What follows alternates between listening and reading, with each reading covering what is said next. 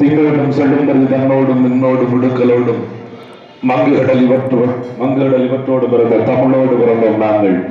ஆண்மை சிங்கத்தின் கூட்டம் என சிறியோருக்கு ஞாபகம் செய் முள்ளந்து சங்கே முள்ளந்து. கூடியிருக்கிற தாய் தமிழ் உறவுகள் அனைவருக்கும் நாம் தமிழ் கட்சியின் சார்பாக மாலை நேர வணக்கம்.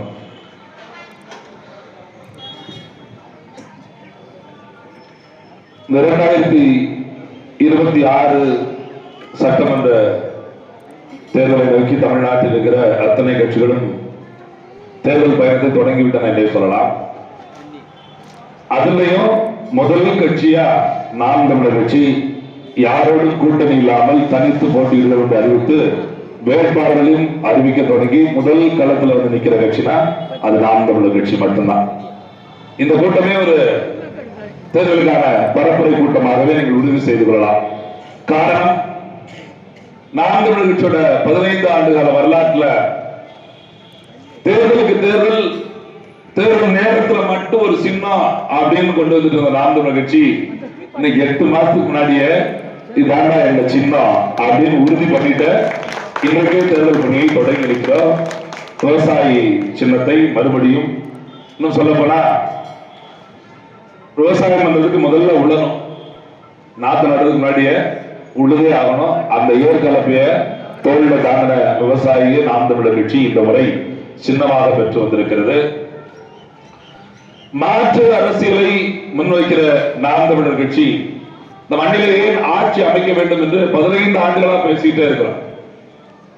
உண்மையிலே இப்ப நடக்கிற ஆட்சிகளை முன்னாடி என்ன பேசிட்டு போயிருக்காங்க, நிறைய பேர் பேசியிருக்கிறாங்க.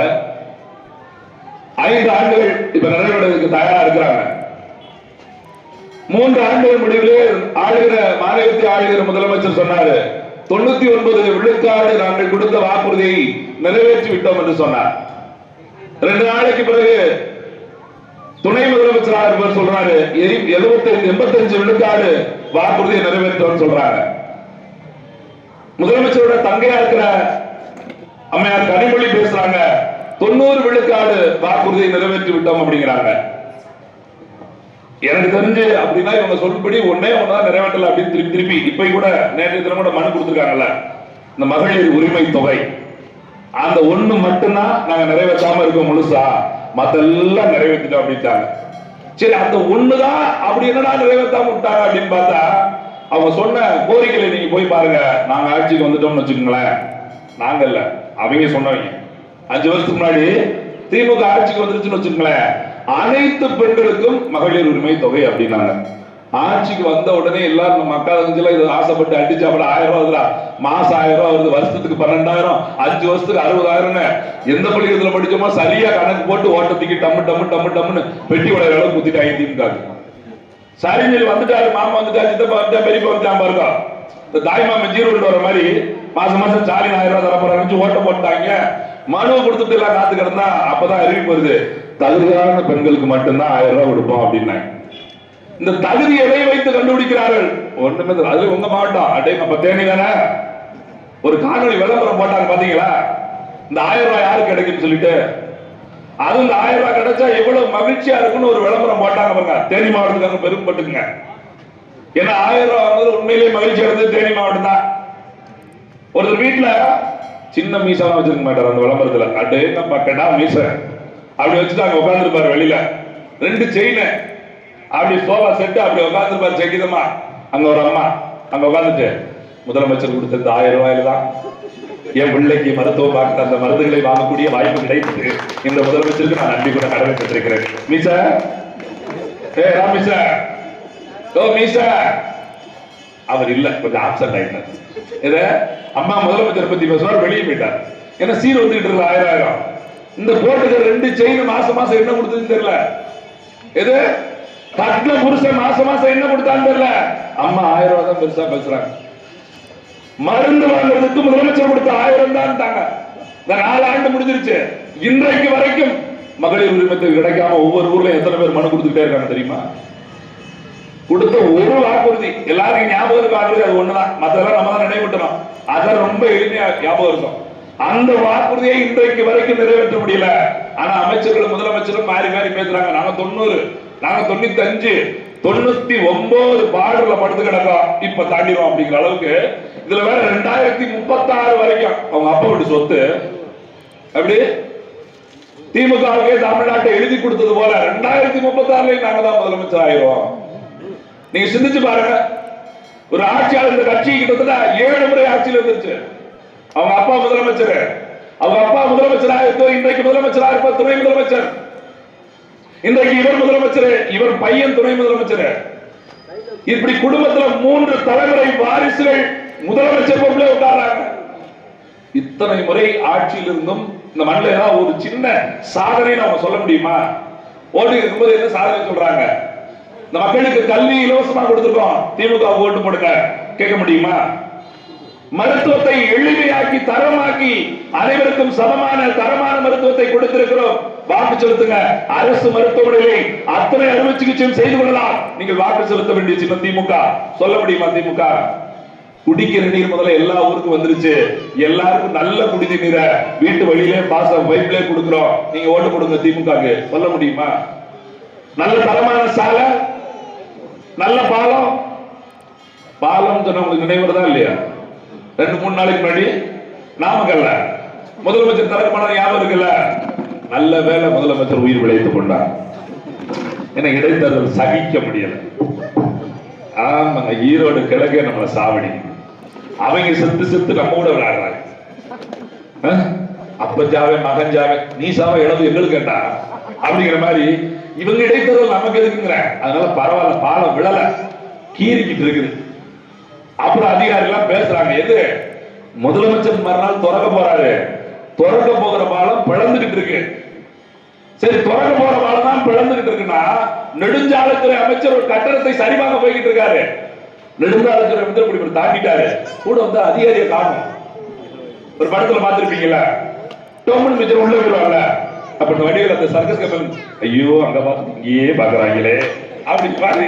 அமைச்சர்கள் கூட வந்து காலம் பார்த்தா அவர் கட்டணம் அப்படித்தான் பேசி அப்புறம் தூக்கி விட்டு இல்ல இப்பதான் சாரி பார்த்துக்கிட்டு இருக்கோம்.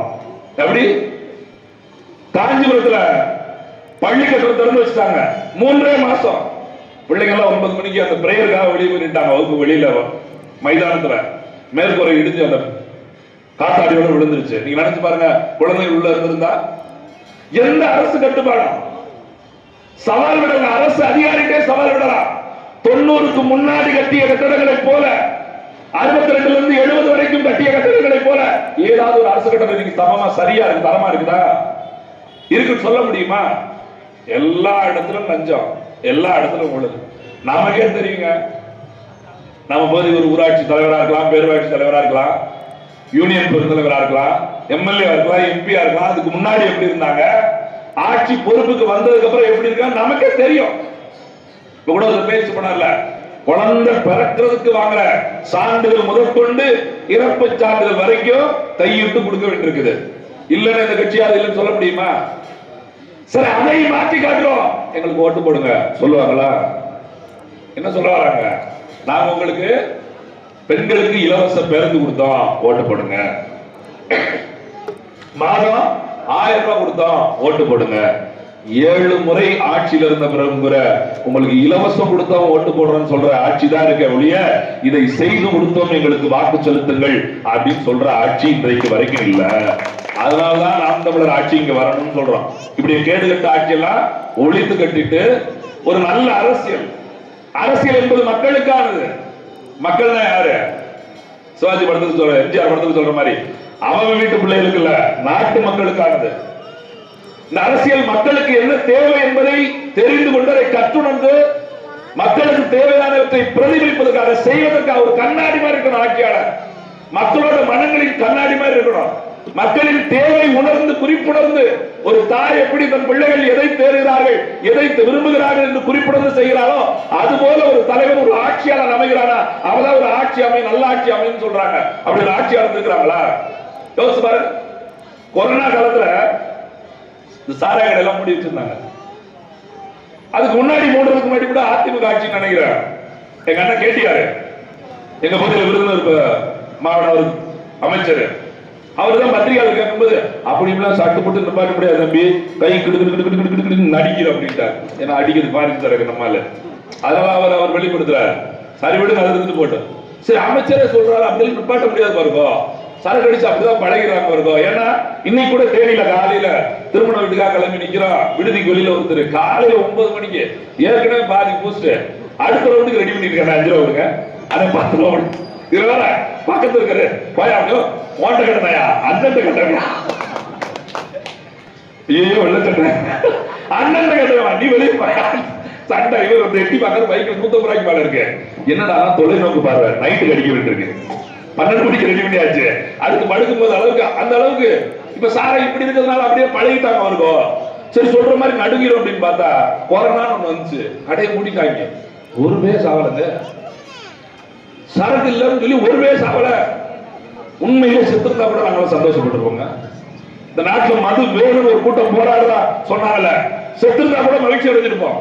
ஒருத்தர் சாகல. நானும் பத்திரிகை பார்த்துக்கிட்டே இருக்கிறேன், எங்கேயாவது மது கிடைக்கல, மது குடிக்க முடியாதனால கை பிரச்சனை ஆச்சு, கால் பிரச்சனை ஆச்சு, அப்படி ஆச்சு இப்படி ஆச்சு அப்படின்னு யாருமே சாகல. ஆனா கொரோனா முடிஞ்சிருச்சு, அவர்கள் கேட்டார்களோ இல்லையோ ஆட்சியாளர்களே கடையை திறந்து விட்டாங்க. இப்ப கடையை மூடுனா ஏதாவது சொல்றாங்களா? யோசிச்சு பாருங்க. இதே திமுக 2016 தேர்தலில் போட்டியிடுகிற போது கடையை மூடுவது சொல்லியிருந்தாங்க. இப்ப என்ன சொல்றாங்க தெரியுமா?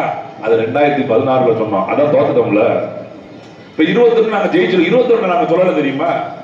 ஆனா எம்ஏஆர் கனிமொழி சொன்னாங்களே, தமிழ்நாட்டில் அதிமுக ஆட்சி இருக்கும் போது 21 வரைக்கும் இருக்கும் போது அவங்க பேசுறாங்களே, இளம் விதவைகள் தமிழ்நாட்டில் தான் பெருகிட்டாங்க. அப்படின்னா என்ன? கொஞ்ச வயசுல பெண்கள் விதவை ஆயிடுறாங்க, ஆண்கள் இறந்து போயிடுறாங்க. திருமணம் முடிஞ்சு ஒரு குழந்தை 2 குழந்தை 25 வயசு 30 வயசு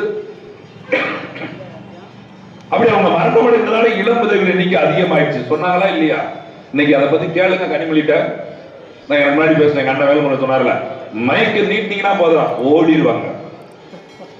அப்படி குறைஞ்சபட்சம் மன்னிப்பாது கேட்கணுமையா? குறைஞ்சபட்சம் சொன்னாங்க, பேசிக்கிட்டு இருக்காங்க, 5 வருஷத்துல உடனே செய்ய முடியாதுங்க, ஒண்ணு ஒன்னாதான் பண்ண முடியுங்க. அதையா சொல்லு. வாயே நானா நாங்களா சொன்னோம், இதையா சொன்னோம் அப்படின்னு எங்க அண்ணன் கமலஹாசன் மாதிரியே பேசிடுவாங்க. தெரியல இப்ப ஒரு மன்னிப்பு விஷயம். அடே அப்பா, நான் வரும்போது கூட சொல்லிட்டு வந்தேன், கமலஹாசன் கட்சிக்காரங்க இவ்வளவு கேவலமா போச்சு அப்படின்னு.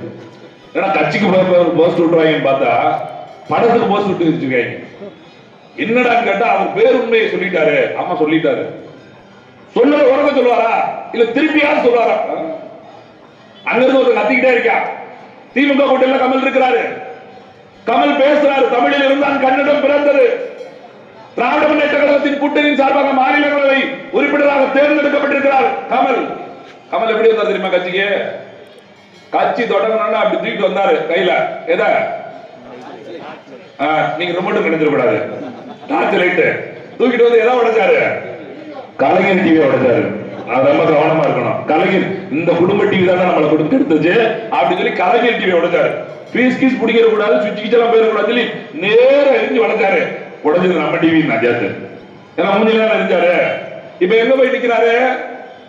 உடனே டிவி காரன் நான் வேற டிவி வாங்கி தரேன், எனக்கு சுவிட்ச் மட்டும் கொடுங்களேன், ரிமோட் மட்டும் கொடுக்குறது. ரிமோட் அங்க இருக்கு. இப்ப கமல் போய் அங்கே இருந்து நாட்டுக்கு எது தேவையோ அது கிடைத்து விட்டது. எது அவங்க ஒரு எம்பி நாட்டுக்கு எப்படி இன்னைக்கு அங்க கையை கட்டி நிக்கிறாரு. சரி, அவர் ஒரு வார்த்தை தெரியாம உண்மை சொல்லிட்டாருங்க. ஏன்னா என்னைக்குமே அவர் உண்மை பேச மாட்டார், அது வேற விஷயம். முதல்ல பேசலாம்னு நினைக்கிறீங்க, அவர் பேசுறது யாருக்காவது புரியும்? அப்படி ஒரு உண்மையை சொன்னதுக்கு அவன் கேட்கலாம், மன்னிப்பு கேட்க சொல்றான். அவரும் முட்டாப்பைய மன்னிப்பு கேட்டாலும் புரியுமா? இல்ல இவர் மன்னிப்பு கேட்டாதான் புரியுமா? யோசிச்சு பாருங்க. ஒரு மூடல் எழுதி இருக்கா, நான் மன்னிப்பு கேட்க மாட்டேன் என்று சொல்லவில்லை, ஆனால் நீங்கள் கூறிய மன்னிப்பை நான் கேட்க மாட்டேன் என்று சொல்கிறேன். ஆக நான் மன்னிப்பு கேட்டுக்கொள்கிறேன். அது அதற்கான மன்னிப்பு அல்ல. அந்த மன்னிப்பு கேட்காதனால் உங்களுக்கு மனது காயப்பட்டிருந்தால் அதற்கான மன்னிப்பாக எடுத்துக் கொள்ளுங்கள். ஆக நான் சொல்லுகிறேன், மன்னிப்பு கேட்க மாட்டேன், இருந்தாலும் மன்னிப்பு கேட்க தயாரா இருக்கேன். என்னாலும் கேட்பீங்களா? இன்னும் வேணாலும் அவன்கிட்ட கேட்பீங்களா மன்னிப்புன்னு? இப்ப என்ன சிக்கல்ங்கிறீங்க? இப்ப எதுக்கு திமுக கலைஞருக்கு இவருக்கு கமலஹாசனுக்கு போய் அவங்க சீட்டு கொடுத்திருக்கு, அப்படியே போய் பாராளுமன்றத்தில் பேசி பல மொழியில பேசி நாட்டுக்கு தேவையான உரிமைட்டு வந்து நினைக்கிறீங்க? அவன் ஹிந்தி தமிழ் அங்க சண்டை விட்டுட்டே இருக்காங்க, நம்மளால என்ன மொழி பேசுவாங்கன்னு தெரியாது. ஏன்னா அனுப்புறா, நீங்க இப்ப பேசி பாருங்கடா. நீங்க ஹிந்தியில பேசுங்க, இங்கிலீஷ்ல பேசுங்க, அது இவற்றை பேசி பாரு. எப்படிப்பட்ட ஆளை தெரிஞ்சுக்கிறாங்க பாருங்க. நாட்டின் நலன்களை புரிந்து கொண்ட ஒரு உணர்வாளை தெரிஞ்சுட்டு போறாங்களா? யோசிச்சு பாருங்க. அப்ப இங்க என்ன நடக்குது அரசியல்ல? ஒரு ரெண்டே கட்சி, திமுக, அதிமுக, காங்கிரஸ், பிஜேபி. இந்த கட்சிகளை எதிர்த்து பல கட்சி தொடங்கிட்டாங்க இப்ப வரைக்கும். அது ஈஸியா கமல், இப்ப அண்ணன் விஜய் விட்டுருக்காரு, அடுத்து வச்சுக்கலாம் அவரை. தொடங்கிய கட்சிக்காரர்கள் எங்க போய் நிக்கிறாங்க? மறுபடியும் திமுக கூட்டணி, அதிமுக கூட்டணி, திமுக கூட்டணி, அதிமுக கூட்டணி. 2 சீட்டு, 4 சீட்டு, 5 சீட்டு, 10 சீட்டு. அதுல எங்க ஐயா ராமதாஸ் மட்டும்தான் கொஞ்சம் வசந்து இருந்தாரு. இப்ப மொத்தமா உருவி விட்டாங்க. இதுல அண்ணன் விஜயகாந்த் எதிர்கட்சி வரைக்கும் போனாரு. போனதுமே அவங்க ஏடிபிடி வச்சு அதனால காலை உடைச்சு விட்டாங்க. இப்ப கட்சியவே காணும். 24ல ஒரு பாராளுமன்ற உறுப்பினர் தாரனாங்க, 26ல தாரம் பண்ணிட்டாங்க. இப்ப அங்க பேச்சுவார்த்தை நடந்துட்டு இருக்கு, என்ன தெரியல. ஒவ்வொரு முறையும் புதிதாக கட்சி தொடங்கியவர்கள் எல்லாம் இந்த 2 பேர் எதிர்த்து தொடங்குறாங்க. திமுக, அதிமுக, திமுக, அதிமுக. மறுபடியும் ஏன் கூட்டணி போறாங்க? ஏன்னா எங்க கட்சியை நடத்த முடியல. ஏன்னா நோக்கம் இல்ல, கொள்கை இல்ல, லட்சியம் இல்ல, கோட்பாடு இல்ல. ஏதாவது ஒண்ணு இருந்தா அவர்களால் அங்க நிற்க முடியுமா இல்லையா? கொள்கை, நோக்கம், லட்சியம், கோட்பாடு இல்லாதனால 2 எம்எல்ஏ தேவைப்படுது, ஒரு எம்பி தேவைப்படுது. நாம் தமிழர்கிட்டே கேட்கிறாங்க, எவ்வளவு நாளைக்கு தம்பி நீங்க இப்படியே இருப்பீங்க? எங்க கட்சியில இருந்து 2 எம்எல்ஏ போனாலும் நல்லா இருக்கும் தம்பி, ஒரு எம்பியாவது ஜெயிக்க வேண்டாமா?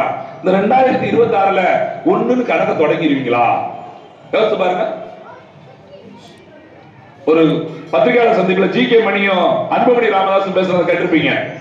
அன்புமணி ராமதாஸ் பத்திரிகையாளர் சந்திப்புல பேசிட்டு இருப்பாரு. ஜி.கே. மணி, தம்பி சட்டசபைக்கு நேரமாச்சு அப்படிம்பார். அன்புமணி கட்சியோட தலைவர், கட்சியோட கௌரவ தலைவர், செயல் தலைவர் கோவப்பட்டு சொல்றாரு, போங்க போங்க போங்க. அப்படியே நீங்க அங்க பேசுறதான் கேட்டு உங்களை பேச விட்டு எல்லாத்தையும் மாத்தி விட்டுட்டு தான். எப்படி 26 சட்டமன்ற உறுப்பினர்களை வைத்திருந்த ஒரு கட்சியின் தலைவர் சொல்றாரு, அப்படியே நம்ம போய் பேசுறது தான் கேட்டு இந்த ஆளு கட்சி மாத்திதான் இந்த அரசியலை மாத்தும் போது நீங்க சட்டமன்றத்துக்கு போங்க அப்படிங்க. ஏன் எந்த கட்சி வேண்டாம் என்ற கட்சி தொடங்கணுமோ அந்த கட்சியோடு கூட்டணி வச்சுட்டு நீங்க சட்டமன்ற உறுப்பினராகி ஒரு பிரயோஜனம் கிடையாது. நான் யாட்டு பாத்தீங்களா? அது ஒண்ணுதான் செய்ய முடியும், வேற எதையுமே சட்டமன்ற போய் பண்ண முடியாது. அப்ப தனிச்சு நின்று ஆட்சி அமைக்கணும்ல, முதல்ல தனிச்சு நிக்கிறதுக்கு பயம். ஒரு தேர்தல் இல்ல 2 தேர்தல், அப்புறம் உடனே கூட்டணி கேட்டா தேவை இருக்கிறது நாட்டுக்கு. இப்ப திமுக இப்ப எங்கால எல்லாரும் கட்டிட்டு இருக்காங்க, நீங்க அதிமுக கூட்டணி வச்சு தம்பி நீங்க பேசுறதுலாம் சரிதான், உங்க சீமான்ட்ட போய் சொல்லுங்க திமுக ஒழிக்கணும். சரி, அதிமுக கூட்டணி வச்சு திமுக ஒழிச்சிடலாம். அடுத்த முறை அதிமுக ஒழிக்கணும், அப்ப யார்கிட்ட போறது? திமுக போயிருங்க. அப்ப என்ன அர்த்தம்? மாறி மாறி 2 கட்சி கூட்டணி வச்சா நமக்கு என்ன பேரு? இப்ப அதனால ஆச்சரியமா இருக்கு, என்ன சீமான் 4 தேர்தல கடந்துட்டாரு, இப்பவும் சொல்றாரு தனிச்சு நிப்பாரு. நம்ப மாட்டேங்கானுங்க. இல்ல இல்ல எப்படியாவது கூட்டணிக்கு வந்துருவாரு. பிஜேபி பேசிட்டு இருக்காங்க. அதிமுக ஒருபடி மேல இருங்க, அண்ணா எடப்பாடி அதுக்கு கீழே வந்தாரு. எப்படி தெரியுங்களா? ஒன்றிய வரைக்கும் சொல்லி விட்டாரு. ஊருக்குள்ள வந்து கேக்குறாங்க, என்ன மாப்பிள்ள இந்த வட்டம் நம்மோட தான் தேர்தல் வேலையெல்லாம்? ஆமா, உங்களுக்கு எங்களுக்கு அப்படி ஒன்னாதான் வேலைன்னு சொன்னாங்க. அப்ப முதல்ல போய் கேளு. எப்படி இப்பவே பேச ஆரம்பிச்சு, அப்புறம் அந்த சீட்டு கிடைச்சிடும், அந்த சீட்டு வந்துடும், இப்படி வந்துடும், இப்படி வந்துடும். நீங்க இல்ல நம்மகிட்ட எம்எல்ஏ ஆயிட்டீங்க வச்சுக்கோங்க, உங்களுக்கு பழக்கம் நிறைய வந்துடும். அவங்க ஏத்துறாங்க. அப்ப உங்களுக்கு எப்படிதான் அப்படி நீங்க அங்க பெரிய இங்க பெரிய என் வெள்ளார் உங்க எம்எல்ஏ வந்தாலும் எங்க என் போல என் தெருவில் கிடக்காங்க, ஏன் எதுவுமே பண்ணல, ஏன் எதையும் சாதிக்க முடியல? ஏன்னா நோக்கம் இல்ல. அந்த நோக்கத்தோடு ஒரு மாற்று அரசியலை கொண்டு வரணும் பாருங்க. அதுக்குதான் நாம் தமிழர் ஆட்சி வேணும் அப்படிங்கிற தலைப்பிலே இந்த கூட்டத்தை போடுறது. ஒரு நோக்கம், என்ன நோக்கம்? அதான் சொல்றேன், அரசியல் என்பது எப்படி இருக்கணும்னு ஒரு நோக்கம், மக்களுடைய வாழ்க்கை எப்படி இருக்கணும், அதுதான் அரசியல். ரொம்ப சிம்பிளா சின்னதா சொன்னாதான் ஒரு நல்ல கல்வி, ஒரு நல்ல மருத்துவம், ஒரு தூய குடிநீர், அடிப்படையில் மக்களுக்கு கிடைக்கக்கூடிய இந்த தெரு விளக்கா இருக்கலாம், ஒரு நல்ல சாலையா இருக்கலாம், ஒரு பயன்பாட்டுக்கான பாலமா இருக்கு, ஏதாவது இருக்கலாம். ரொம்ப எளிமையா இயற்கையில கிடைக்கக்கூடிய உணவு. இன்னைக்கெல்லாம் நம்ம உணவா சாப்பிடுறோம், மருந்தா சாப்பிடுறோம். யோசிச்சு பாருங்க, மருந்து உணவே மருந்துனாங்க, இப்ப எப்படி மருந்தே உணவாகி போச்சு. அப்ப நம்ம சாப்பிடுறதெல்லாம் என்ன நீங்க நினைச்சு பாருங்க, வயல்ல விளைவுறதெல்லாம் அதுவா? முதல்ல இந்த அரசியலாளர்கள் விவசாயத்தை என்னைக்காவது பேசிருக்காங்களா? விவசாயத்தை பத்தி ஏதாவது பேசலாம்? 4 வழிச்சாலை போடுறாங்க, மேம்பாலம் கட்டுறா, எல்லாம் இருக்கிற சாலையில் இருக்கிற மரங்கள் எல்லாம் வெட்டிக்கிட்டே இருக்கிறான். இந்த ஏன் வெயில் அடிக்கிற இடத்துல மழை பெய்யுது, மழை பெய்யுற இடத்துல வெயில் அடிக்கி ஏதாவது யோசிக்கிறோமா? நமக்கு தேவையில்லை. ஏன்னா மக்களுக்கு அதை பற்றி சிந்திக்க வேண்டிய அவசியம் இல்லை. ஆனா ஆட்சியாளர் சிந்திச்சிருக்கணும். ஏன் இப்படி மாறிச்சு? ஹைட்ரோ கார்பன் திட்டம் எடுக்கிறான், மீத்தேன் எடுக்கிறாங்கன்னா தொடர்ச்சியா அந்த மண்ணில் இருக்கிற வளங்களை எல்லாம் எடுத்துட்டு போயிருக்க, மலையை உடைக்கிறான், மண்ணை உடைகிறான், எல்லாம் எடுக்கிறாங்க. வளங்களை எடுத்து விட்டு அடுத்த தலைமுறைக்கு என்ன கொடுக்கிறது? யோசிச்சு பாருங்க. சரி, இவ்வளவு எடுத்த ஒரு வரியில்லா பட்ஜெட் போட முடிஞ்சிருச்சா? இன்னைக்கு நாட்டோட கடன் எவ்வளவு? கிட்டத்தட்ட 9 லட்சம் கோடி. நினைச்சு பாருங்க. யார் வீட்டு கடனை? ஸ்டாலின் வீட்டு கடனா? ஓட்டு போட்ட ஒவ்வொருத்தரும் 1000 ரூபாய் வாங்குறோம்ல, ஓசியில பஸ்ல போறோம்ல, ஓசி அரிசி வாங்குறோம்ல, எல்லா தலையிலும் இந்த கடன்.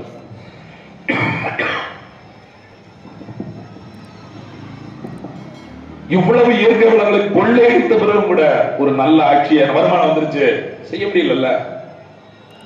மக்கள் என்ன கடன் இல்லாம இருக்காங்களா? மக்களாவது வங்கியில கடன் வச்சிருக்கிறான், தனிநபர் கடன் வச்சிருக்கிறான். காலையில வீட்டு வாசல் வந்து குழு வந்து நின்னாங்கன்னா எவ்வளவு பேருக்கு வட்டி கட்டுறாங்க நினைச்சு பாருங்க. உழைக்கிற காசு முழுக்க வட்டியில யாராவது உழைக்காம இருக்காங்க? பெண்கள் எல்லாம் அவ்வளவு பாவங்க. குடியார புருஷனை வச்சுக்கிட்டு அவங்க படுற பாடு தெரியுமா? எவ்வளா காசு வந்து புருஷக்காரன் காத்துக்கிட்டே இருக்கான், ஏடிஎம் கார்டு கையில வச்சுக்கிட்டு. எல்லாரும் மோடி மாதிரி புறம்போக்கெல்லாம் வந்துக்கிட்டு பணம் நீங்க மிஷின்ல விட்டு தான் எடுக்கணும் வச்சுட்டாங்க. வர்ற காசையும் புருஷன் ஆட்டை போட்டு போயிடுறான். எங்க போவாங்க? அந்த லோன்காரன் தருவானா, இந்த குழுக்காரன் தருவானா, இந்த குழுக்காரன் தருவானா, வட்டிக்காரன் தருவானா, அதையும் கந்து வட்டியா மீட்டர் வட்டியா சம்பாதிக்க பணம் எல்லாம் வட்டி. இந்த வாழ்க்கையை மாத்துறதுக்கு இந்த அரசாங்கம் என்ன பண்ணிருக்கு? போய் நகைக்கடனை கிட்ட நிற்கிறாங்க, தனிநபர் கடன்ல போய் நிற்கிறாங்க, வங்கியில கடன் வாங்காத வீடு கிடையாதுங்க. விவசாய நிலங்களை வைத்து கூட்டுறவுல கடன் வாங்காத வீடு கிடையாது. நீங்க நினைச்சு பாருங்க. விவசாயம் ஒரு காலத்துல பெருநில கிளார் மவுசு அவன் வீட்டுல பொண்ணு கொடுக்கிறதுக்கு அப்படி தவம் கிடப்பாங்க. பெரும் நிலக்கிழாருங்க. நிலக்கிழாருன்னா அவ்வளவு கம்பீரம். இன்னைக்கு மீசையில வச்சிருக்கோம்ல, அதை விட பெரிய கம்பீரம். இன்னைக்கு நிலக்கிழாரு என்னன்னு தெரியுமா? நிலக்கிழாருன்ற வார்த்தை தெரியுமா? இங்க இருக்கக்கூடிய தலைமுறைக்கு விவசாய மகனுக்கு பொண்ணு கிடைக்க மாட்டேங்குது. விவசாய பார்க்கிறவன் மதிக்கவே மாட்டேங்கிறான். சாராய கடையில வேலை பார்க்கிறவங்க கூட பொண்ணு கொடுக்குறாங்க, விவசாய பார்க்கிறவங்க பொண்ணு கிடைக்கிறது இல்ல. எவ்வளவு பெரிய கவலை தெரியுமா? ராத்திரி சோறு போடுற கடவுள்னு சொல்றவங்க உணவளிப்பவன் இறைவன். அந்த வேலையை செய்கிறவன் விவசாயி, இறைவனுக்கு சமமான பணி செய்கிறான். அவன் பிள்ளைக்கு பொண்ணு கிடைக்கல. நினைச்சு பாருங்க. யாராவது இப்ப படிச்ச பிள்ளைங்க இந்த பேச்செல்லாம் அண்ணன் பேச்செல்லாம் காட்டிட்டு இயற்கை விவசாயம் பண்ணணும் வந்தான்னு வச்சுங்க, பைத்தியக்காரவே. அவன் மட்டும் முருகேச மகன் இல்ல, அந்த 3வது முருகேச மகன் அங்க அங்க இருக்குன்னாங்க. திடீர்னு வந்து விட்டா கலப்பை பிடிச்சிட்டு இங்க வந்து இயற்கை விவசாயமா? மாட்டு சாணியும் அந்த சிறுநீரை வச்சுட்டு வச்சு ஏதோ பண்ணிக்கிட்டு இருக்கானா? ஏன் யூரியாவை போட்டா யோகிக்கணும்? என்னைக்கு உரம் ஒண்ணு போடாம நினைச்சு பாருங்க. உரத்தை நீங்க சாதாரண கை தொட்டு வயல் வச்சிட்டீங்கன்னா பிரச்சனை ஆகி போயிடும். அதே உரத்தை நீங்க விவசாயத்துக்கு போட்டு அதுல இருந்து அரிசி விளைஞ்சு அந்த அரிசியை சாப்பிட்டா அது உணவாயிருமா? அப்ப நம்மளே எப்படின்னா அந்த மண் என்ன ஆகும்? மலடா போயிருங்க. அந்த மண்ணை மறுபடியும் மீட்கிறதுக்கு 5 ஆண்டு காலம் 10 ஆண்டு காலம் ஆகும். எல்லாமே விஷம். மொத்த வாழ்வியலே மாத்தி முடிச்சுட்டாங்க. ஒன்னையும் மாற்ற வேண்டிய அவசியம் இருக்குது. அப்படி ஒட்டுமொத்த வாழ்வியலை மாற்றுவதற்கு தான் நாம் தமிழர் ஆட்சி இந்த மண்ணில் அமைய வேண்டும் என்று நாங்கள் போராடி கொண்டே. ரொம்ப ரொம்ப நம்ம வீட்டுல இருந்து நினைச்சு பாருங்க. ஒரு நல்ல தண்ணி வாட்டர் கேன் வாங்குறீங்கல்ல, அது நல்ல தண்ணி தான் சொல்றீங்க. மினரல் வாட்டர், தண்ணியில இருக்கிற மினரல் எல்லாம் உருவிட்டு உங்களுக்கு கொடுக்குறாங்க மினரல் வாட்டர். அந்த காலத்துல கூடிய தாத்தா மாதிரி போய்க்காங்க. இன்னைக்கு மிதிவண்டி சைக்கிள் ஓட்டுறாங்க. எங்களை மாதிரி சைக்கிளை ஓட்டுறது, சைக்கிளை பாக்குறது இல்ல.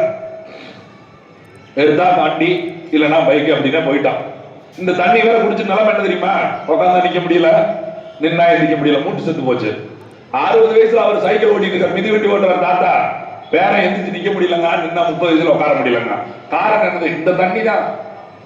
இந்த தண்ணி தான் குடிக்கிற. சாதாரண காலைல எந்திரிச்ச உடனே மூஞ்ச கழுவிட்டு பல்ல விளக்கு முன்னாடி கூட குடிக்கிற தண்ணி எப்படி ஆயிடுச்சு?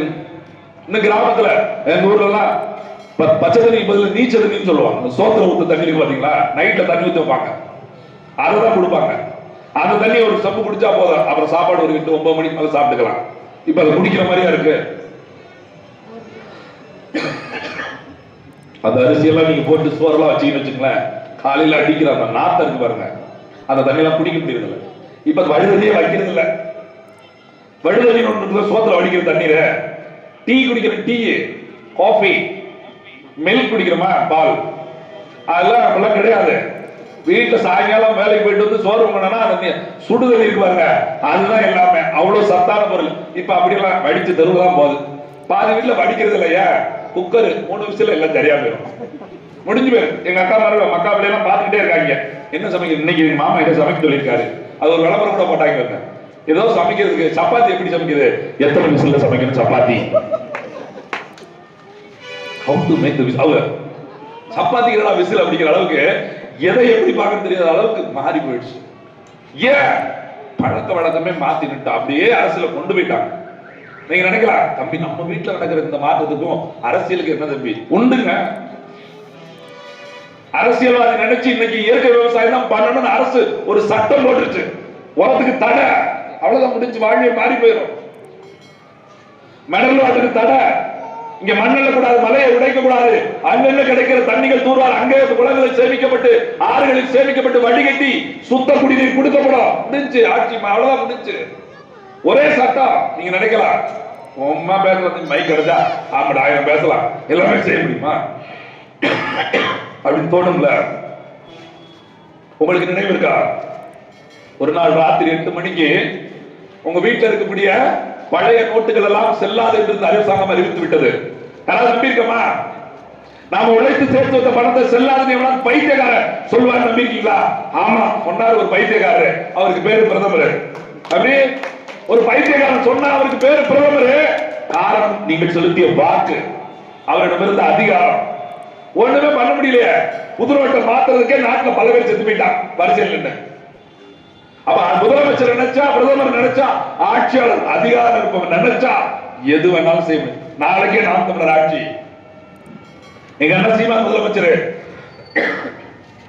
அனைவருக்கும் சமமான கல்வி அரசு பள்ளியில இலவசமா கிடைக்கும். ஒரே கையெழுத்து தான்.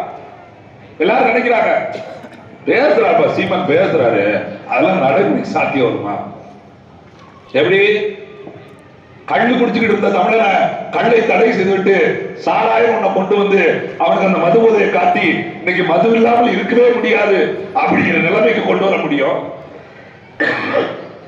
அந்த மதுவை ஒழிச்சிட்டு மறுபடியும் அந்த பனைமரத்தை எடுத்து அதுல இருந்து கல்லு, அதுல இருந்து பதநீர் இதெல்லாம் கொண்டு வந்து சரி செய்ய முடியாதா? யோசிச்சு பாருங்க. அப்படி செய்ய முடியாதா?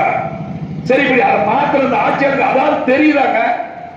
போன மாசம் நினைக்கிறேன் சட்டசபையில பேசிக்கிட்டு இருக்காங்க, பதநீர்னா என்ன, கண்டுனா என்ன, 2 அமைச்சர்கள் பேசி உரையாடல். அப்பா, திமுக அமைச்சர்கள்னா என்ன, எப்படி இருப்பாங்க அப்படின்னு ஒரு பட்டிமன்றம் போட்டா எப்படி இருக்கும், அந்த மாதிரி சட்டமன்றத்தில் பேசுறாங்க. யாரு? வடகரை பொன்முடி நினைக்கிறேன், அவர் இருந்து பேசிட்டு இருக்காரு. சபாநாயகர் அவர்களே, இந்த மாதிரி கல்லுக்கு தடையை நீக்க வேண்டும் என்று சொல்லுகிறார்கள். எனக்கு தெரியும் கல் எவ்வளவு சத்துன்னு. நாங்க அப்பவே அவங்க நாங்கெல்லாம் தோப்பல, அப்ப உங்களுக்கு புரியும் நினைக்க. இப்ப நான் உங்களுக்கு புரியுதுக்கா சொல்லல, அவரே அப்படித்தான் சொல்றாரு. எனக்கு குடிச்சிட்டு சொன்னா ஒரு பிரச்சனை ஆயிருமா, ஏன்னா அமைச்சராக கல்லு குடிச்சு சொல்லக்கூடாதான். ஆனா அப்பவே அது வந்து இப்ப சொல்றாங்க, இப்படி வந்து கல்லுனா அப்படியே இறக்குனா அது பதநீருங்க. தெரியுது? பனைமரத்துல இருந்து அப்படியே இறக்குனீங்கன்னா அது பதநீருங்க. அதுக்குள்ள ஏதாவது போட்டு இப்படி தடவுனாங்கன்னா அது கல்லுங்க. யார் சொல்றா? ஒரு அமைச்சர் சொல்றாரு. நான் கூட யோசித்து பார்த்து, என்னடா அது நம்ம ஊர்ல அப்படி சொல்ல மாட்டாங்களா, அப்படியே இருக்குன்னா கல்லு, சுண்ணாம்பு தடவை பதநீர் அப்படி சொல்லுவாங்களே, இவரு தப்பா பேசுறாரு அப்படின்னா அவர் ஒருத்தர் எடுத்து கொடுத்தாரு. எப்படி நீங்க சபாநாயகர், அப்ப நீங்க வந்து தெற்கருக்கி, அவர் எங்க மாவட்டமா திருநெல்வேலியா, உங்களுக்கு எல்லாமே தெரியும் அப்படின்னு அவங்க ஆமா ஆமா ஆமா அப்படியே இறக்குனா அது கல்லுங்க, 2 நாள் வச்சிருக்காத, அப்படியே இறக்குனா பைனிருங்க, 2 நாள் வச்சிருந்தா கல்லுங்க. அவங்க கடைசி வரைக்கும் உதவிக்கு பதநீர் என்ன கல்லுன்னு தெரியவே இல்லை. என்னடா மூத்த அமைச்சர்கள் இப்படி இருக்கான்னு பார்த்தா முதலமைச்சர் முழு பூசணிக்கா. உங்களுக்கு சொல்லுவாங்கல்ல, யார் மகன் இது அப்படின்னா அவங்க அப்பன மாதிரியே இருக்கா அப்படிமாங்கல்ல. என்னடா இப்படி சபாநாயகர் ஒரு வாத்தியார் வேற, அது வாத்தியாரு கம்பு சுத்திர சிலமா வாத்தியாரம், எங்களால் விளையாட்டு வாத்தியாரு நீங்க மாஸ்டர் மாஸ்டர் கேட்டீங்களா, அவங்க அடிச்ச வரைக்கும் பொட்டா மாஸ்டர் தெரியும் போச்சா அப்படிங்க மாதிரி அவர் ஜெயமாஸ்டர். அது வேற விஷயம்.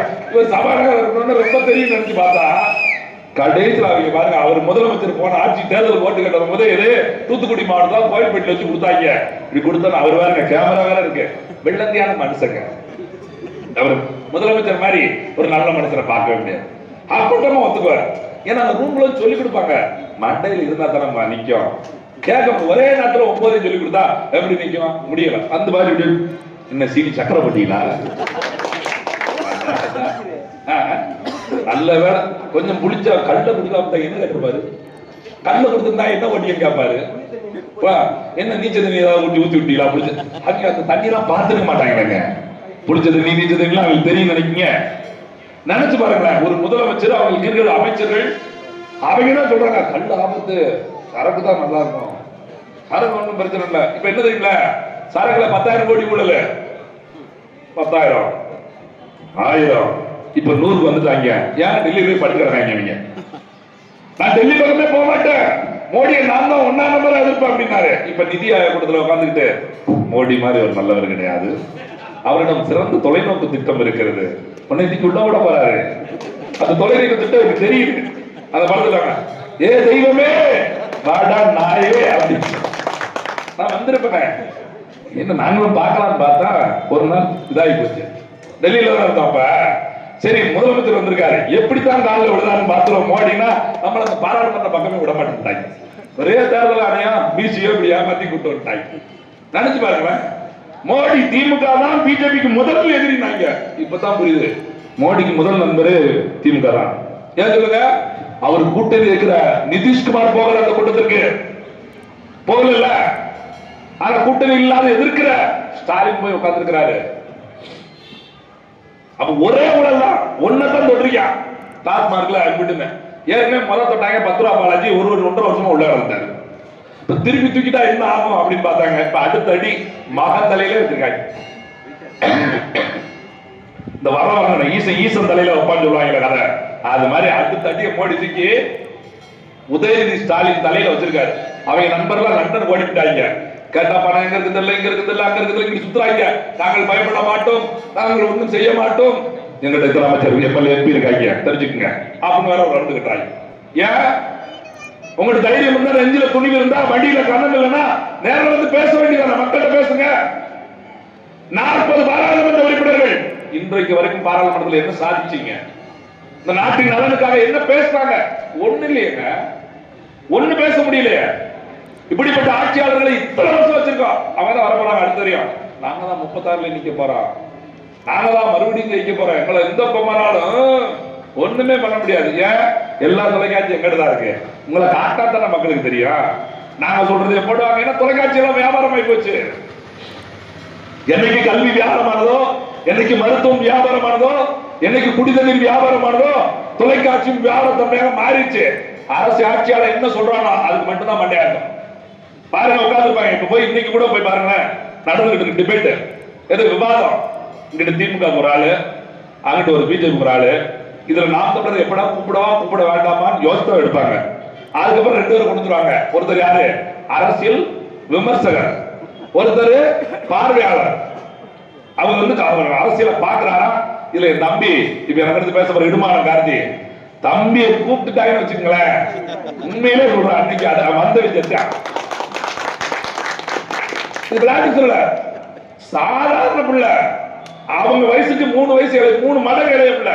அவன் வந்து நிக்கிறவன் பாருங்க, அடே பறவைகளெல்லாம் எடுத்து வச்சுக்கிட்டு அப்படி அப்படி அப்படி பக்கத்துல சுடுதண்ணி கண்டிப்பா வேணும். எனக்கு பேசும்போது அந்த மேடங்களை எதிர்க்கும், ஒண்ணும் பண்ண முடியாது. இது வேற பெரிய, நீ வெளியேறி போயிட்டதுக்கு அப்புறம் அவர் ஒழுங்காக பேச மாட்டேங்கிறார். நான் வளர்க்க வேண்டும் கார்த்திக். இவங்க நீங்க எல்லாம் ஒழுங்கா பேசினா அவன் தொலைக்காட்சிக்கு வந்துருப்பானாயா? முதல்ல நீங்க சரியா ஆட்சி நடத்திருந்தா அண்ணன் சீமான் நாம் தமிழர் என்கிற கட்சியை தொடங்கி இருப்பாரா? இந்த கட்சி தேவைப்பட்டிருக்குமா? யோசித்து பாருங்க. இன்னைக்கு இவ்வளவு தூரம் 8% வாக்கு வாங்கி 36 லட்சம் வாக்குகளை பற்றி அங்கீகரிக்கப்பட்ட மாநில கட்சியா மாறி இருக்குன்னா அதுக்கு இந்த ஆட்சியாளர்கள் செய்த மோசடி தானா? இவங்க சரியானவங்கள திமுக அதிமுக காங்கிரஸ் பிடிச்சிருந்தாலும் சரியானவங்க இருந்திருந்தா நாம் தமிழர் வந்திருக்க வேண்டிய அவசியமே இல்ல. நாம் தமிழருக்கு இவ்வளவு மக்கள் வாக்கு செலுத்த வேண்டிய அவசியம் இல்ல. ஆனால் நினைக்கிறாங்க வருவீங்க, வரணும், நீங்க வரணும். அதே அண்ணன் ஒரு தூத்துக்குடி விமானத்தில் ஒரு அம்மா தான், தம்பி நீங்க வரணும் தம்பி, சும்மா வர முடியாதுமா, நீங்க ஓட்டு போட்டதான் வர முடியும். எப்படி முதல்ல நம்ம நம்பணும். நான் போட்டுருந்தேன் தம்பி, எல்லாரும் போடணும், நீங்க போடுங்க, நீங்க போடுங்க, கண்டிப்பா எல்லாரும் போடுவாங்க. நம்ம யாரையும் போட வைக்க போறதெல்லாம் கிடையாது, அவங்க போட தயாரா இருப்பாங்க. மக்கள் நீங்கள் முதல் நம்பணும், நமக்கு எந்த ஆட்சி வேணும், நம் குழந்தைகளுக்கு நம் தலைமுறைக்கு என்ன செய்துவிட்டு போக போகிறோம்.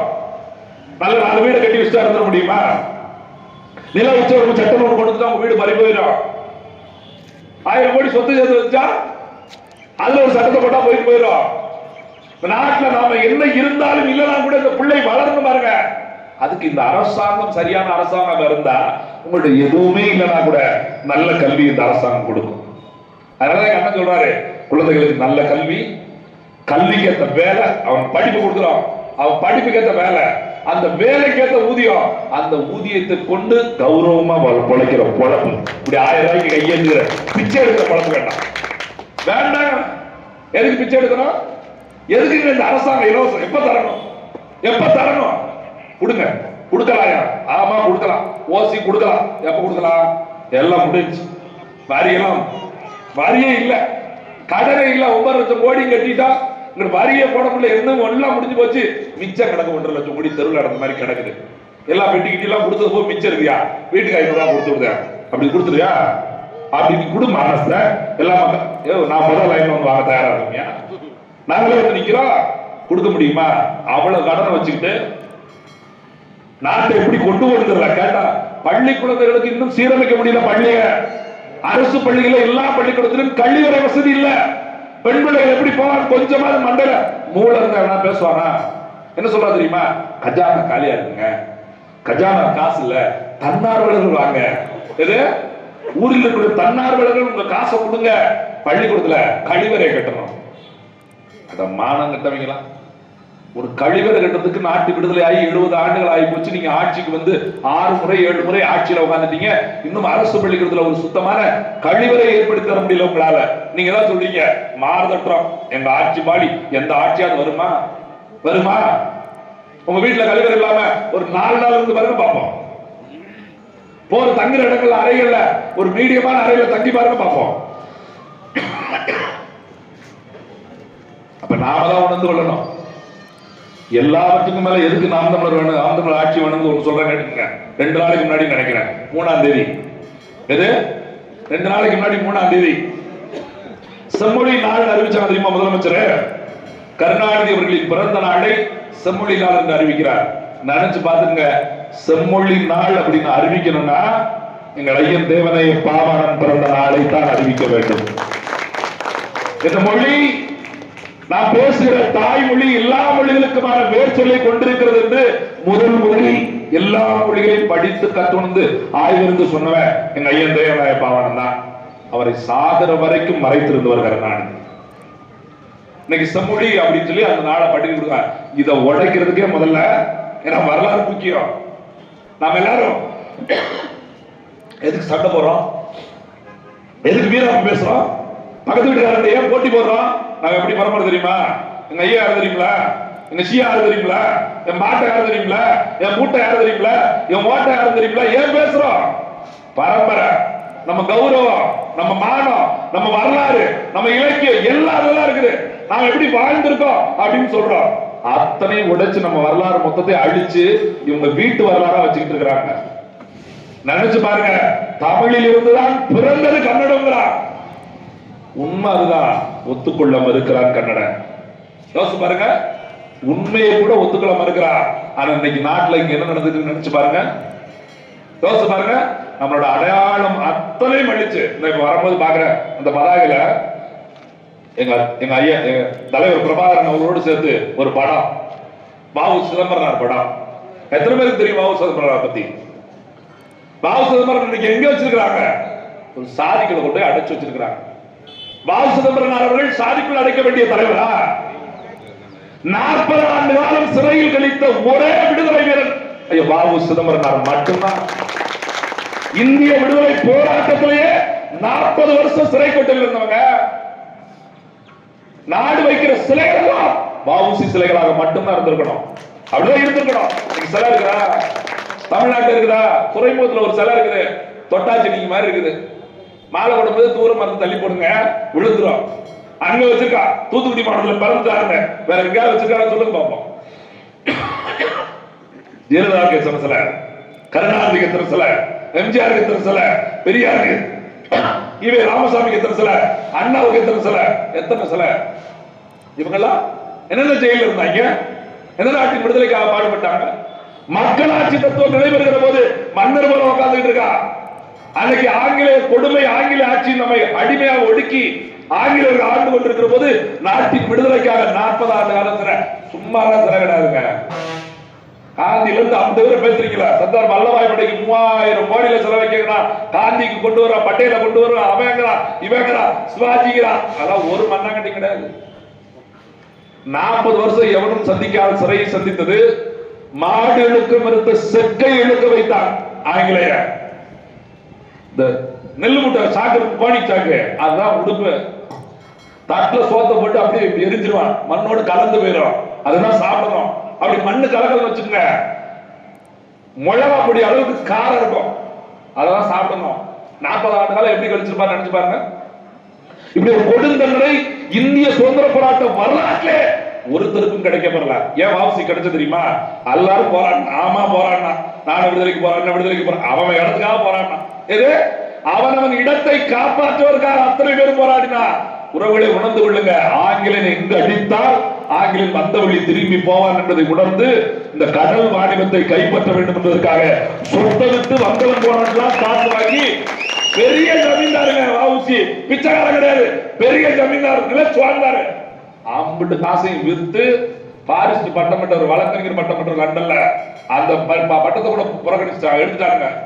அவ்வளவு காசை வித்து எடுத்து அதுக்கப்புறம் கடன் வாங்கி சுதேசி கப்பல் 2 கப்பலை விட்டுட்டு போனான். அப்பதான் ஆங்கிலேய உணர்ந்தான், டேய் அவன் எல்லாம் போராடுறான், அவன் கூட்டத்துல ஒரு ஆளு, இவன் மட்டும்தான ஆளு, இவன் தான் நம்மளை வீட்டுக்கு அனுப்புறதுக்கு ஒரு போராட்டத்தை எடுத்திருக்கான், அவனை தூக்கி முதல்ல உள்ள போட சொல்லி 40 வருஷம் போட்டான். வெளியே வரும்போது வரவேற்க ஆள் கிடையாதுங்க. வரவேற்க ஆள்ல சுப்பிரமணிய சிவான்னு ஒருத்தர் போய் இருந்தார். அவரை யாரும் போகல. இதான் நிலைமை. இன்னைக்கு வஉசி படத்தை வச்சிருக்கிறோம். வஉசி படத்தை ஒரு தெருவுக்குள்ள வச்சுட்டோம், முத்துராமலிங்க படத்தை ஒரு தெருவுக்குள்ள வச்சுட்டோம், காமராஜர் படத்தை ஒரு தெருவுக்குள்ள வச்சுட்டோம். இப்படி தலைவர்கள் படத்தெல்லாம் தெருவுக்குள்ளேயும். இன்னும் பார்த்தா சிலை எங்க வச்சிருக்கோம்? ஜெயிலுக்குள்ள தான் வச்சிருக்கோம். ஏற்கனவே சுதந்திர போராட்டத்துல ஜெயில இருந்தாங்க.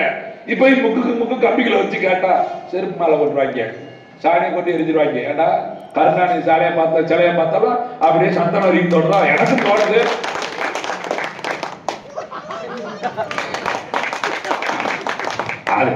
நீங்க இல்ல, எனக்கு தோணுங்க, கடுப்பா தோணுது. நான் நம்ம அலுவலகம் வச்சிருக்கேன், என் அலுவலகத்துக்கு முன்னாடி தான் வந்துட்டாங்க. இப்ப எனக்கு அடையாளம் சொல்ல முடியல. நான் பாட்டுக்கு இப்படி வாங்க, அந்த வளைவு இருக்கா, வளைவு வந்து வாங்கன்னு சொல்லிட்டு இருக்கேன். அங்கே வச்சுட்டாங்க. அந்த வளைவு ஆமா அங்கே ஒரு கலாவி சில இருக்கா, அப்படி உள்ள வச்சிருக்கா. அப்புறம் நான் என்ன சொல்ல முடியும்? வச்சவங்க நீங்க என்ன சொல்லிட்டு நான் சொல்ல முடியும். எல்லாருக்கும் சிலை வைக்கிறான், அதுல திறந்த வெளியில வைக்கிறான். அதுல மட்டும் சிலையை காணும், சிலையில சிறைய காணும். வஉசி சிலையில சிறை இருக்கு, தக்கன் சிலையில சிறை இருக்கு. அட்டே கேட்ட சாதி தலைவர், சாதித்த தலைவர்கள் எல்லாம் சாதி தலைவராக மாற்றிவிட்டு இன்றைக்கு நம்மை கொள்ளையடித்தவர்கள் எல்லாம் சாதித்த தலைவர்களாக மாறி நிற்காம அதை மாத்துறதுக்கு தான் இங்க நாம் தமிழர் இருக்கிற ஒரு அரசியல் அமையணும், அந்த ஆட்சி அமைய வேண்டும். அதுக்குதான் நாம் தமிழர் பிள்ளைகள் இன்னைக்கு இவ்வளவு தூரம் போராடி கொண்டே இருக்கிறோம். நீங்க நினைக்கலாம், உங்களுக்கு எல்லாம் என்ன அனுபவம் இருக்குது, உங்களுக்கு என்ன அரசியல் தெரியும், சும்மா ஏதோ உங்க அண்ணன் சொன்னான்னு அப்படி வந்து நிக்கிறீங்க. அப்படிலாம் கிடையாது. எங்க அப்பா அம்மா நீங்க தான் எங்களை படிக்க வச்சீங்க.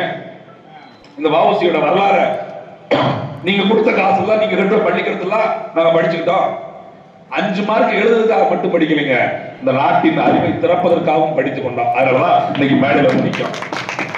சும்மா 7வது ஆண்டு இருந்தா அது 10 மார்க் கொஸ்டின். வஉசியா, வஉசி குறிப்பு வரைங்க, வஉசி இங்கே பிறந்தார், வஉசி தெரியுமா, வஉசி பாணி அப்படின்னு எழுதி போயிருப்போம்ல. காமராஜர் யாரு, அவருடைய கக்கன் யாரு, முத்துராமலிங்கர் யாரு, புலித்தேவன் யாரு, இப்படி எல்லாரையும் படிக்க வேண்டிய அவசியம் என்ன வருது? 7 நாட்டுக்காக போராடினா நம்ம வீட்டுல சிக்கல் இருக்குங்க. வாவுசி பத்தி எப்படி பாருங்க, என் பிள்ளை மேடையில் எப்படி பேச தெரியுமா, அப்படி பிரைஸ் கை கொடுத்து இது ஏன் பிள்ளை அப்படிப்பாங்க. உங்க பிள்ளை வாவுசி மாதிரி போதுனா இதே வாடா எங்க இருக்கு நமக்கு இருக்குடா, அவங்க போனா போயிட்டு நீ போத அங்க வாடா, அந்த படத்துல சொன்ன மாதிரி இருக்கிறது தெரியாம இருக்கிற மாதிரி வேணா அங்க வாடா. உன் பிள்ளை அங்க சீருக்கு அடிச்சுட்டு இருக்குப்பா, ஆமா எவன் தான் அடிக்கல விடுங்க, சீருக்கு தானே அடிக்க. அது என்ன என் பிள்ளை மத்தவ மாதிரி இப்படியா, இந்த அவன் வந்தாலும் உன் மகன் ஏன் டாஸ்மாக் நின்றுட்டு தான், அதெல்லாம் வீட்டுக்கு வந்து சேர்த்துறான், அது வரைக்கும் பரவாயில்லை. மற்றவே மாதிரி ரோட்டில் வந்து வேட்டி இல்லாமல் கிடைக்கிறத விட வீட்டுக்கு வந்து சேர்ந்து போறான் போட். ஏன் அங்க தேடி டவுனுக்குள்ள பார்த்தா பெரியவரம் பக்கத்துல உன் மகன் பொம்பளை பிள்ளையோட சுத்திட்டு இருக்கான். அவன் பொம்பளை பிள்ளையோட இருக்கிற ஆம்பளை பிள்ளையோட சுத்த முடியும், அவன் ஆம்பளை தானே சலிச்சுக்கிறாங்க. இப்ப போய் இவன் மகனாயா அந்த சேமங்கலத்துல மேடை போட்டு பேசிக்கிட்டு இருக்காங்க, அங்கே மைக்கு பிடிச்சி கருணாநிதி ஜெயில இருந்து அழைச்சு போட்டு போறாங்க. முன்னாடி ஓடி வந்துறாங்க. அப்படாத்தம் வந்து வாடா வாடா செய்யாத தப்பத்துக்கு கொள்ளையடிச்ச மாதிரி, கொலை பண்ண மாதிரி, ஊராமண்டாட்டிய கையை பிடிச்சிருந்த மாதிரி வீட்டுக்குள்ள விட்டு அடைக்காத வரதான். ஏன் அரசியல் சாக்கடை, அரசியல் சாக்கடை. இந்த சாக்கடைக்குள்ளதான் கருணாநிதி பண்ணி ஜெயலலிதா பண்ணி அப்படி இல்ல, நான் சொல்லல, என்கிட்ட சொல்லி கொடுத்தாங்க சொல்றேன். அவங்க சாக்கடை சொல்லும்போது சாக்கடையில் எங்க இருக்கும், அது வெள்ளையா இருக்கலாம் கருப்பா இருக்கலாம், அதுல நிறங்கள் வேறுபாடாக இருந்தாலும் மன்னவன் பேர் ஒண்ணுதான் மாதிரி எல்லாம் இருக்குல்ல. அப்ப நாங்க திருப்பி நீங்களும் பண்ணியா அந்த அரசியல் சாக்கடையை பூக்கடையாக மாற்ற வந்த பிள்ளைகள் தான் இந்த நாம் தமிழ் கட்சிக்குள்ளே நடக்கும். ஒண்ணு கிடையாது. ஜெயமங்கலத்தில் இந்த முக்கில நம்ம நிக்கிறோம் கூட்டத்துக்கு பின்னாடி, இது ஒரு முக்கிய பிரதான சாலை, ஒரு முக்கியமான சாலை. அந்த நடுவுல ஒரு சாலைக்கு நடுவுல அந்த குழாய் உடைஞ்சு சாக்கடை வெளியே வருதுன்னு வச்சுக்கோமே, எல்லாரும் என்ன பண்ணிடுவோம், முதல் 2 நாள் அப்படியே வாரமா போவோம். சாக்கடை ரொம்ப அதிகமா சுத்தி சுத்தி கூட்டிகிட்டே இருப்பாங்க.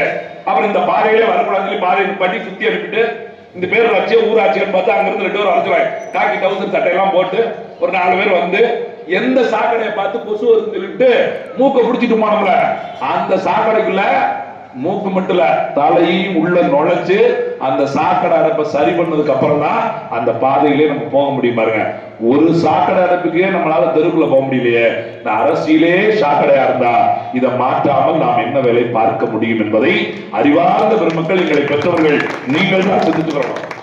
நாங்க நடுரோட்டை இப்படி கத்த வேண்டிய நிலை ஏன் வந்தது? இதான் எங்க கேள்வி. நாங்க ஒண்ணு எம்எல்ஏ ஆகணும், எம்பி ஆகணும், ஐயா ஒண்ணு ஒண்ணுமே இல்லைங்க. அப்புறம் அரசியல், அதுதான் அரசியல்.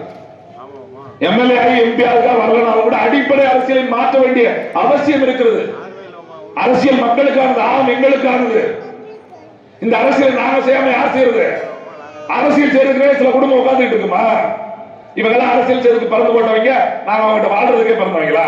அதெல்லாம் கிடையாது. எங்க ஐயா காமராஜர் இங்க அரசியல்வாதி அவர் நினைச்சு வந்தாரு இல்லையே.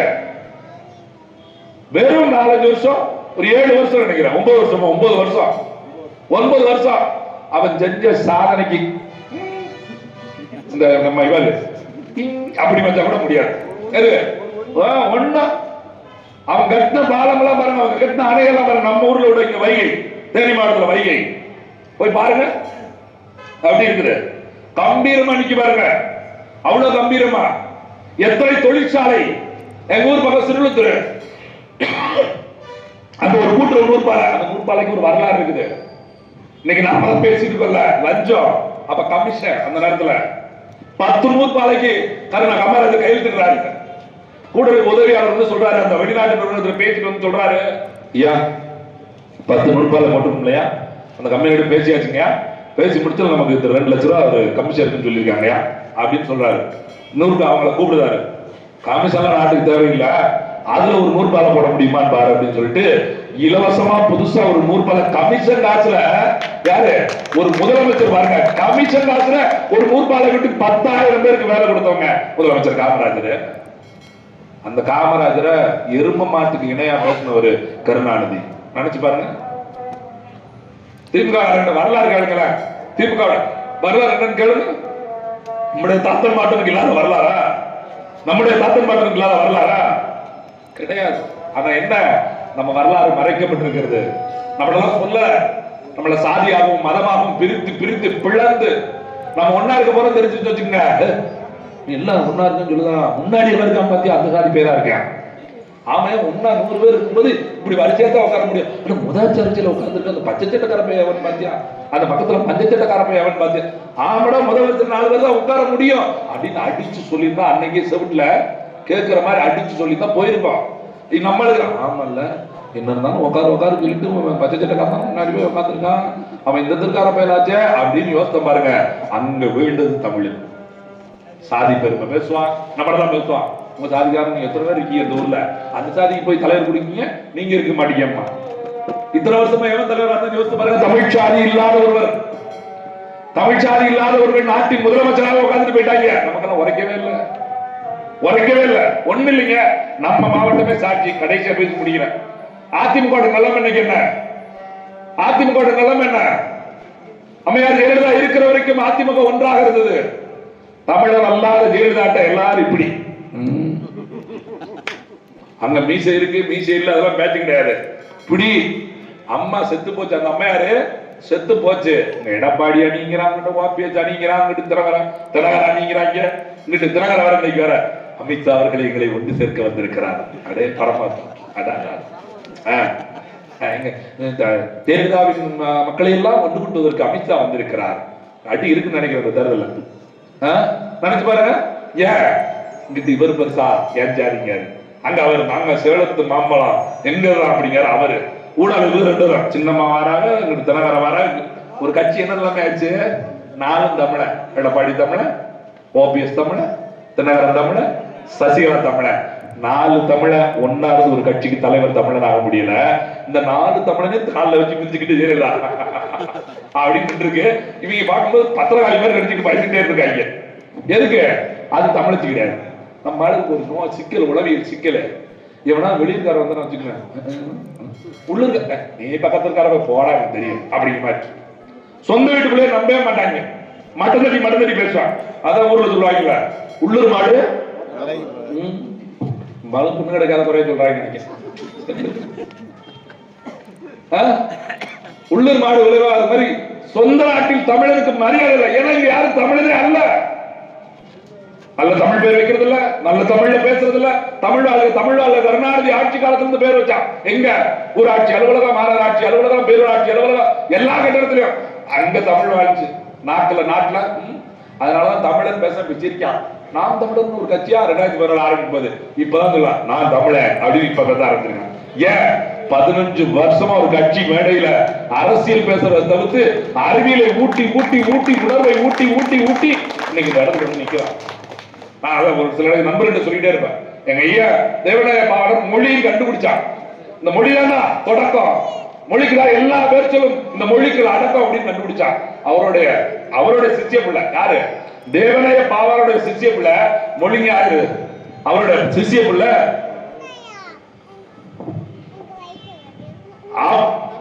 தேவநாய பாவலருடைய சிஷ்ய பிள்ளை வந்து அவரு சொல்றாரு, அவர் மொழியை கண்டுபிடிச்சு போயிட்டாரு.